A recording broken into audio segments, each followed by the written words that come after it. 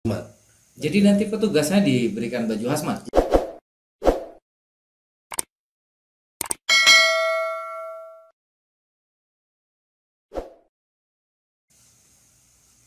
Halo, selamat datang kembali di channel Sadar IT, Sadar Informasi dan Teknologi. Dan bersama kita kali ini di podcast kedua kita kedatangan kembali Bro Kidir, yang dimana beliau adalah Ketua KPU Kabupaten Lebong. Dan kali ini ada sesuatu hal yang perlu disampaikan, yang dimana saya dapat informasi ini baru kemarin sore. Dan saya rasa informasi ini belum banyak diketahui oleh kawan-kawan semua. Terkait pilkada di tahun 2020 yang banyak sekali terjadi perubahan. Salah satunya adalah dengan adanya bilik khusus, yang dimana bilik ini digunakan bagi para pemilih yang memiliki suhu 37,3 derajat Celcius.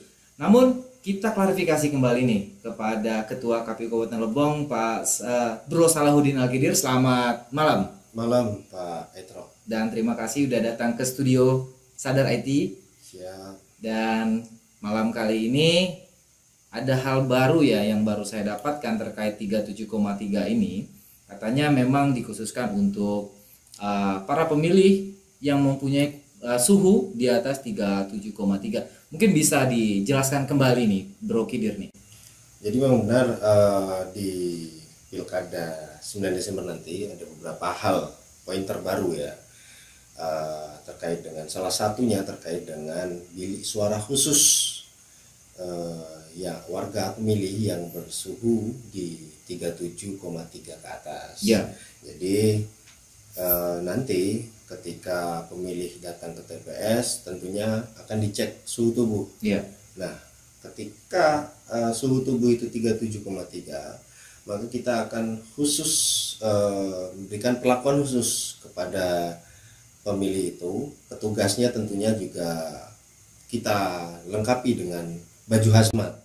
Jadi nanti petugasnya diberikan baju hazmat? Iya, sesuai dengan surat KPU RI nomor 858. Di setiap TPS itu akan ada satu baju hazmat. Ya. Ya, peruntukannya untuk mengakomodir terkait pemilih yang suhunya 37,3, mengarahkan sampai nanti ke memasukkan surat suara ke kota. Jadi nanti petugas itu namanya petugas KPPS Pak ya. Nah. Jadi ketika petugas KPPS itu menemukan para pemilih yang bersuhu 37,3, maka petugas KPPS akan yang mempunyai baju hazmat tadi akan bertugas untuk mengarahkan seperti itu. Nah, Tapi kalau boleh tahu nih, posisinya dia menggunakan baju hazmat itu, apakah memang prosesnya sudah diatur dalam regulasi atau memang masih dalam proses penggodokan regulasi seperti itu, Bro? jadi memang kita melihat di surat 858 itu baru terkait dengan pengadaan ya. Oh, itu baru pengadaannya Ya, saja. Tetapi terkait dengan regulasi petugas KPPS berapa nanti yang akan menggunakan baju hazmat dan bertugas untuk mengakomodir pemilih yang 37,3 derajat tadi, kita masih menunggu regulasi dari KPU RI. Oh gitu. Bagaimana perlakuannya kan. Dan bukan hanya itu saja, di TPS nanti akan ada tempat untuk cuci tangan. Ya. Itu di pintu masuk dan pintu keluar. Nah, terkait dengan itu kan nanti petugas KPPS akan disibukkan dengan pengisian ulang air ya, pengisian ulang air. Nah, itu juga masih belum kita dapatkan regulasinya. Kalau standarnya kan artinya 7 KPPS ini sudah punya tugas masing-masing. Punya tugas masing-masing. Tetapi dengan adanya COVID-19 ini tentunya akan ada pekerjaan-pekerjaan tambahan terkait dengan beberapa hal. Yang pertama tadi pengisian air, yang kedua terkait dengan penyemprotan disinfektan secara berkala. Terus yang ketiga itu terkait dengan baju hazmat tadi dan mengarahkan ke bilik yang 37,3 tadi.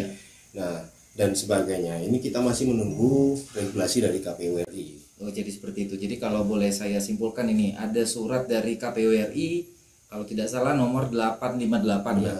Jadi 858 ini menjelaskan ada pengadaan baju hazmat bagi KPPS. Benar.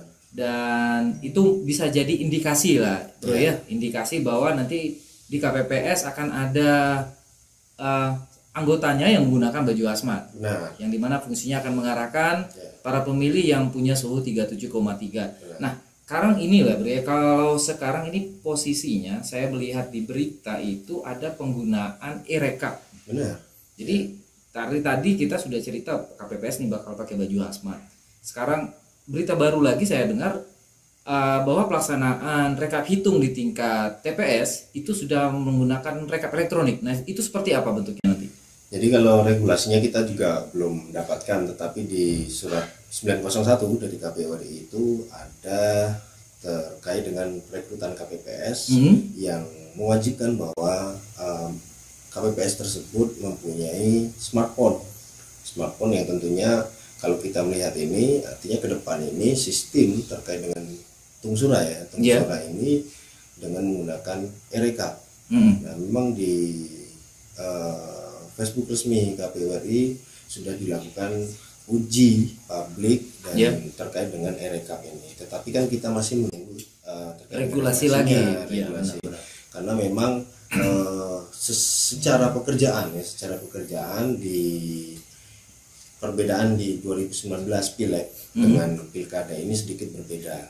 Kalau 2019 tentunya petugas-petugas KPPS itu disibukkan dengan salinan formulir dan sebagainya. Kalau dulu ada C1 dan segala macam. Ya, kalau sekarang ini lebih simpel. Lebih simpel. Jadi nanti simpelnya di mana nih, Bro?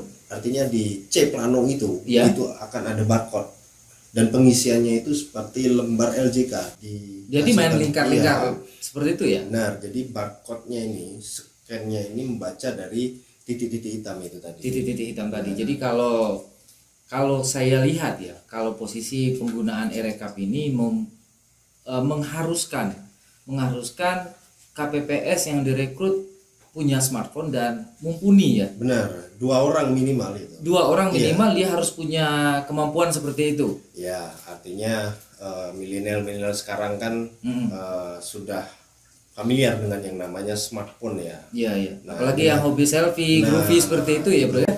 Artinya mereka juga bisa ikut berpartisipasi di penyelenggara ini dengan menggunakan smartphone-nya. Tentunya juga mereka harus lebih sering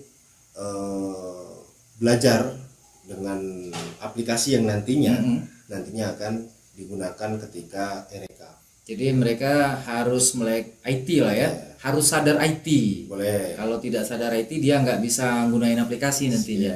Jadi memang seperti itulah ketika informasi dan teknologi sudah merajai dunia, apapun itu tetap akan kembali ke teknologi. Benar. Di depan ini emang eranya lebih ke digital. Digitalisasi. Ya. Nah, kalau tadi sudah dijelaskan bahwa waktu perekrutan ada kewajiban tambahan ya untuk anggota KPPS. Tadi dia akan mengarahkan pemilih 37,3, dia pakai baju hazmat dan sekarang dia pakai smartphone. Nah, sekarang nih masalahnya andai kata ya, Bro ya. Ketika nih ya, dia mau anggota KPPS mau rekap nih. Itu kan main foto ya. Dia main foto C planonya tuh. Nah, andai kata kan tidak semua nih daerah Kabupaten Lebong punya sinyal yang bagus. Nah, itu nanti ada solusi atau seperti apa? Memang sudah ada aturan lagi nih? Simpel aja sih, kita jual HP-nya beli sinyal. Jual HP-nya beli sinyal. Benar, kan? Terus kalau sinyalnya ada, HP-nya nggak ada, jadi percuma juga, Bro. Jadi nanti ketika petugas KPPS, ketika Tungsura sudah selesai, tentunya akan difoto kan, di scan kan? Iya, di barcode gitu ya. Di barcode itu di scan dan kawan-kawan PPS akan bagi blank spot ya, bagi daerah-daerah blank spot itu akan setelah foto barcode mereka akan pergi ke titik-titik yang tidak blank spot. Nah, di situ mereka bisa mengirimkan hasilnya itu ke KPU. Jadi dia foto terus dia cari sinyal gitu. Kalau sinyalnya kabur dia kejar lagi seperti itu. Jadi prosesnya memang KPPS ini luar biasa menjadi ujung tombak ya. Sukses atau tidaknya pilkada nanti ya. Nah, jadi kalau apakah ini ya? Ini kayaknya informasi yang terkait surat 901 ya. Kalau tidak salah surat 901 kan baru terbitnya juga kemarin. Nah, untuk KPPS-nya sendiri atau calon KPPS itu sudah sampai belum informasi itu tuh? Di beberapa titik sudah kita sampaikan dan di grup juga kita sudah sampaikan penegasan terkait dengan surat 901. 901 itu kita sudah sampaikan ke PPS melalui grup PPK ya. Nah, sekarang memang eranya digital ya, tidak perlu lagi kita menunggu kiriman. Kalau dulu via pos, sekarang cukup kita PDF kan atau teruskan langsung grup-grup penyelenggara di tingkat kecamatan dan tingkat desa. Nah, andai kata nih kita kebetulan video ini kan akan kita upload nih ya ke YouTube, dan ternyata ada beberapa anggota KPPS yang baru tahu informasi ini karena channelnya Sadar IT nih, karena sosialisasi kita di video kali ini. Andai kata mereka mundur karena merasa tidak sanggup. Saya udah lanjut usia nih, saya belum nggak melek teknologi. Apa ada solusi atau seperti apa gitu? Jadi memang di 901 itu menegaskan bahwa terkait dengan umur ya, dengan umur petugas KPPS itu minimal di umur 20 tahun dan maksimal di 50 tahun. Artinya ini menjadi barometer kawan-kawan PPS dalam perekrutan KPPS ini. Jadi misalnya ya, kalau dia udah tahu nih, wah nggak mau nih pakai baju hazmat nih, aku nggak punya smartphone nih nantinya, itu nanti apa sudah dijelaskan untuk calon anggota KPPS atau ada metode seperti kayak dia kasih informasi itu di wawancara atau seperti apa gitu? Jadi memang ini hari ini memang sedang perekrutan ya, tentunya tahapan-tahapan terkait dengan perekrutan itu ada juga di metode wawancara nantinya. Dan ketika dia memang gaptek ya, tidak punya smartphone atau tidak punya kemampuan, ya paling tidak di dalam satu tim itu di tugas KPPS yang 7 orang itu kan sudah penegasannya 2 ya. Mungkin, ya bisa kita jadikan dia di KPPS 7, yaitu petugas untuk menandai jari dengan tinta. Ya. Jadi nanti itu PPS-nya bakal wawancara lagi nih ya. Karena kalau saya lihat di pengumuman KPU Kabupaten Lebong ya, yang belum tahu websitenya silakan cari, ada linknya di bawah, silakan cek bahwa dijelaskan nanti PPS akan melaksanakan seleksi wawancara juga bagi anggota KPPS. Dan di waktu itulah PPS akan menjelaskan terkait syarat-syarat tambahan yang seperti yang sudah kita sampaikan tadi bro ya. Jadi seperti itu. Kita ulas lagi nih, penekanan ulang ya bro ya. Koreksi jika salah. Koreksi jika salah bahwa ada surat dari KPU RI di surat 858 terkait pengadaan hazmat. Jadi itu bisa jadi indikasi nanti KPPS ada yang menggunakan hazmat ya, full hazmat. Terus yang kedua nanti KPPS ini wajib punya smartphone ya untuk 2 orang ya. Untuk 2 orang dia harus minimal 2 orang harus melek teknologi juga. Karena ini hubungannya erat dengan e-rekap. Benar dengan e-rekap. Dan setelah itu KPPS akan dilantik, baru dilaksanakan rapid test. Jadi hal-hal yang seperti itu sudah ada mekanismenya. Nah, kalau untuk perekrutan KPPS sekarang ini sampai tahap apa nih, Bro? Jadi sekarang pendaftaran ya. Pendaftaran di ini hari terakhir tanggal 16. Tentunya bagi TPS yang masih kekurangan kita akan perpanjang 5 hari sampai tanggal 21. Jadi ada perpanjangan untuk itu. Karena nggak semuanya pengen jadi KPPS mungkin ya. Bisa jadi itu. Yang kedua juga mungkin yang perlu diketahui adalah mungkin mereka trauma ya terkait dengan Pileg 2019 dengan seabrek pekerjaan. Benar. Lihat juga, saya mantau juga kemarin juga sampai subuh mereka masih juga sibuk dengan formulir tadi, nyalin tadi. Nah sekarang pekerjaan ini akan lebih mudah, tentunya dengan smartphone tadi. Smartphone dan e-rekap tadi. Itu yang mungkin perlu disosialisasikan kepada masyarakat bahwa di pilkada ini dengan metode yang berbeda. Pijakan dengan adanya teknologi, jadi proses akan lebih cepat. Jadi proses pekerjaan seperti yang ada di Pilpres lalu atau di Pileg lalu itu tidak akan sama dengan di Pilkada 2020 ini. Nah, jadi untuk ini pertanyaan terakhir, Bro. Ini pertanyaan terakhir Dan ini paling penting dari pertanyaan saya sebelumnya. Ya. Sudah ngopi belum? Oh, ini? Silakan kopi dulu. Oh, gitu. Silakan kopi dulu. Jangan sampai ngopi nanti salah paham. Jadi kira-kira ada pesan-pesan buat kawan-kawan PPS yang sedang melaksanakan perekrutan KPPS ini, Bro? Pesan untuk Anda boleh? Nanti saja setelah gitu. rehat berikut ini ya. Silakan. Kalau ada pesan dan ini. Jadi bagi warga masyarakat di Kabupaten Lebong nantinya pada 9 Desember tentunya KPU RI melalui KPU Kabupaten Lebong memberikan garansi bahwa petugas-petugas nanti sudah kita rapid dan jangan takut terkait dengan COVID ini. Dan di TPS nanti kita akan melakukan protokol kesehatan, dan kita akan memberikan sarung tangan plastik bagi pemilih nantinya. Oh, itu nanti dapat ya? Iya. Jadi kalau saya nanti milih dapat juga sarung tangan? Tergantung Anda. Kalau Anda tidak datang ke TPS tidak akan dapat. Oh iya, siap, benar. Jadi harus datang, Bro. Nah, di 9 Desember nanti akan kita berikan sarung tangan ya, sarung tangan, dan akan kita lakukan penyemprotan disinfektan. Sarung tangannya boleh bawa pulang atau tinggal nggak tuh? Boleh. Boleh. Bisa bawa pulang. Mungkin itu untuk pesan kepada warga masyarakat Kabupaten Lebong khususnya ya. Ya, khususnya, dan 270 daerah yang melaksanakan pilkada. Dan tentunya pesan terakhir untuk Anda, ketika sebelum podcast tolong kopinya dipenuhkan, ini sudah setengah.